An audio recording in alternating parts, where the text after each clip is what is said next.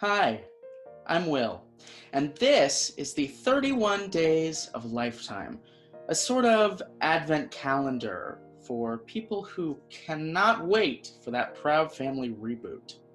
I've made it my mission to watch every single offering in Lifetime's 2020 holiday catalog, but I won't be doing it alone. Each day, I'll be joined by a special guest or guests that will help me dig in to these instant Christmas classics. Today, I am joined by the love of my lifetime, Jeff Pierpoint. Merry Christmas, Will! Merry Christmas, Jeff! We are going to be discussing the 21st film in Lifetime's lineup. Let's meet again on Christmas Eve. When college sweethearts Corinne and Rob get opportunities on opposite sides of the world, they decide to part ways and meet again in 2 years on Christmas Eve to see if they are really meant to be. However, when one shows up and the other doesn't, the fate of their romance seems to have reached the end. Many years later, the two end up bumping into one another when they are both hired to help bring together a Christmas Eve wedding. With many questions left unanswered, they are about to embark on a journey filled with romance and magic, just in time for Christmas Eve. Let's Meet Again on Christmas Eve premiered on December 5th, and it stars Kyla Pratt and Brooke Darnell. So, Jeff, what is your relationship with Lifetime movies, Christmas or otherwise? I can honestly say that I think the last time I watched a Lifetime original movie was the cultural moment that was 2010's The Pregnancy Pact. We've gotten a few of those. Some big Yeah. Pregnancy Pact fans. I mean, it was like, what were you doing in 2010 if you weren't tuning in to watch The Pregnancy Pact? What did you think about our two leads in this movie? I asked if I could be on reviewing this particular movie because I love Kyla Pratt. Big Proud Family fan. She really just carried everyone and everything through this movie. She was making it work for her. Absolutely. So I would wager that Kyla Pratt as Corinne and her sister were maybe the only two likable characters in this movie. Oh, 100%. Everyone was maybe Rob slightly off. Rob, to an extent. What did you think about their relationship in this movie?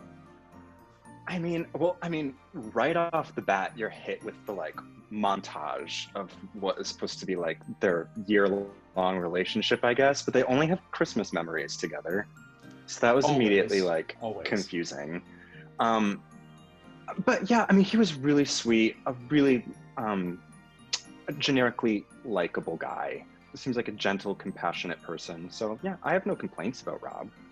Yeah, I thought that their relationship was fine. I do think that usually these twists at the end, these breakings of trust towards the end of the movie, I'm like, whatever, it's not that big a deal, someone's overreacting. I felt like this one, it was he was kind of rude, and if he was confused about the deal, it shouldn't just be on her about reaching out.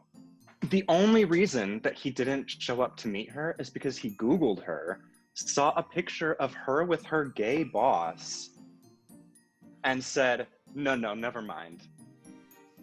And then he was completely flabbergasted that she had shown up.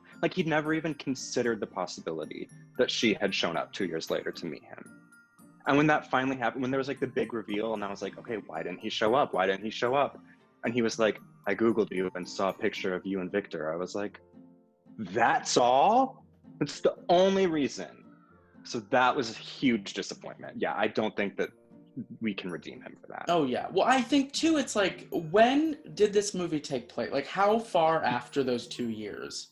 It couldn't have been that much more. They said 7. I think they said 7 years. Oh, my God. Well, still, though, 7 years ago, Facebook existed, at least. Yeah, they had no excuse. And it's you couldn't have, if he's a married gay man, he would have seen some embarrassing engagement photos. Surely. Yes. Immediately on his Facebook. But he didn't check, so. It is. No, it really is all on him. I feel like the movie was almost trying to angle it like the evil gays. They ruined Christmas. Well, it's low-key what it felt like, but don't they always? Yeah. But again, Kyla Pratt would not fall for that because she's an ally. That's true. Yeah. But yeah, and I have watched some of your previous videos reviewing some of these movies, and you referred to the meet cute, and I don't think there was one in this movie. There was a re-meeting, but there was not like that like cute moment where they like meet each other. Well, we started with narration from a character we wouldn't meet for an hour, which was strange. I assume that was the shoemaker Santa. Right? Bernie. Yeah. That was Bernie narrating. I didn't put that together. I would assume. I didn't go back and check, but I would assume that was him because I doubt that they would hire someone new just to do the narration. I think I wrote somewhere, I was like, the entire Bernie reveal and storyline was the disappointment across the board. Oh, yeah. Deeply confusing. I also knew, if they're going to meet him, it's obviously going to be the one old person. I did really appreciate the moment where they compared him to Beyonce. They said, what did they say? You'd think he was Beyonce based on a shoe collection. That was a direct line about the grandfather, Bernie, the shoemaker. Naturally. Yeah, you would think. That's just what I think about Beyonce, is all of her shoes. There were a lot of cultural references in this film. They referenced Michelle Phan. They referenced The Grinch, Buddy the Elf. Yeah, it had an awareness, a loose awareness. I wrote down the character of Tracy, which is the daughter of the couple whose wedding they're planning. I felt like she was told to be like Alexis from Schitt's Creek. Absolutely. I feel like she was playing like a one-dimensional version. Whereas, in Schitt's Creek, we have this incredibly nuanced, brilliant comedic performance, and this was just like, girl. Yeah, we have a 6-season arc with Alexis and Schitt's Creek. Meanwhile, Tracy gets maybe 20 minutes of screen time total. But she does get a nice little moment at the end in a dress that no mother would ever allow their daughter to wear to their wedding. Let's talk about the dress. I think the dress moment is one of the defining moments in this movie.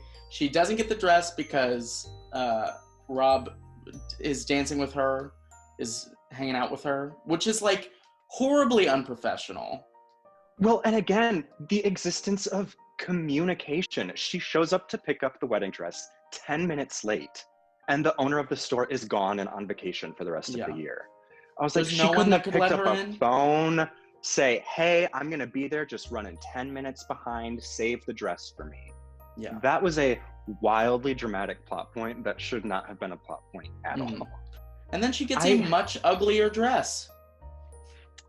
Yeah.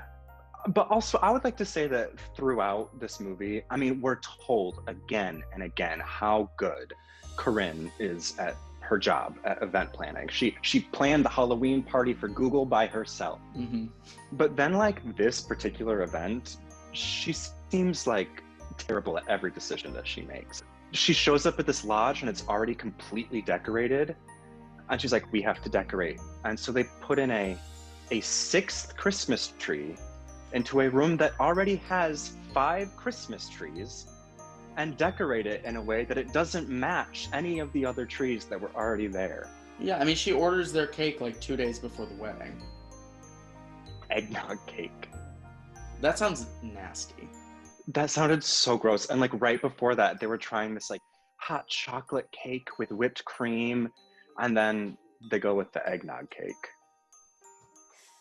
Oof. Yeah, and she's like, it sounds gross, but it's good. And then they're like, this is amazing. And I'm like, the writers know that no one is like, ooh, that sounds great. So what did you think of the supporting cast? Really, the biggest, the most memorable supporting cast member is Tracy, because she is so absurd. But that's it. No other supporting character was stood out to me. It was memorable. I texted you earlier that I felt like this movie was like Get Out. Just the vibe of this like super rich, kind of creepy white family inviting these 2 black people to help them with their extravagant Christmas wedding in a lodge. Yeah, follow them around, do everything for them, play charades with their family. Yeah, it was a very uncomfortable strange. Scene. Luckily, the mom never made any tea, so we were safe from that. But yeah, it was creepy. Some of the stuff was really creepy with the mom, especially the way that she the mom talked to especially.